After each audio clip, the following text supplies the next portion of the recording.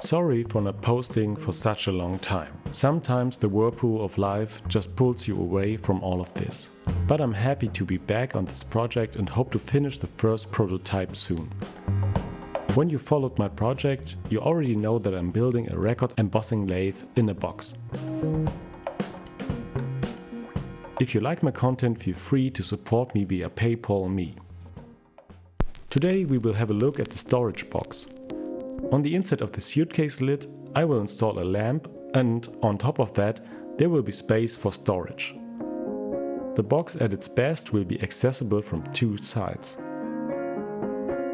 So I asked Claude to create a parametric CAD model for me. And after some trial and error, Claude finished the code so I could bring it into the OpenSCAD software.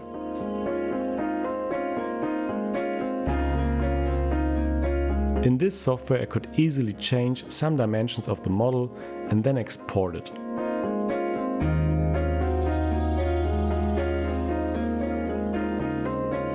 And then 3D print the result.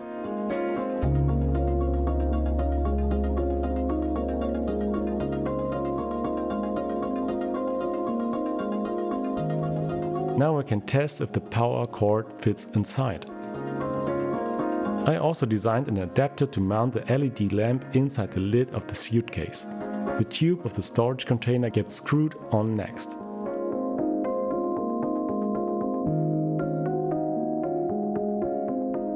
And the two screw caps are cranked onto the both ends of the tube. Done. And I like it for now. It will serve its purpose.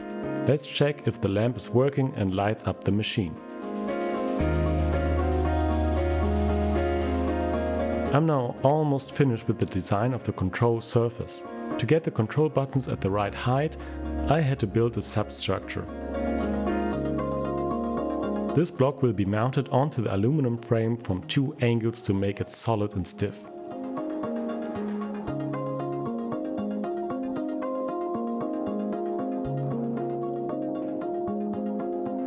The circuit board is currently still in an early stage. For fit checks, I printed out the part at full size.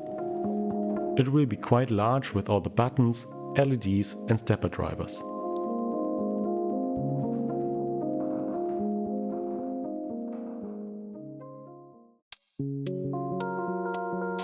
The center push-down tool to hold the blanks in place while cutting needed a design overhaul.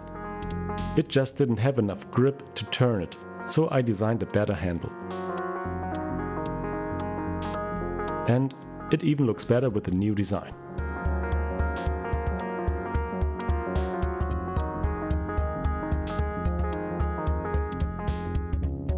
I hope to finish the machine soon. Stay tuned for the test run and the final circuit board design.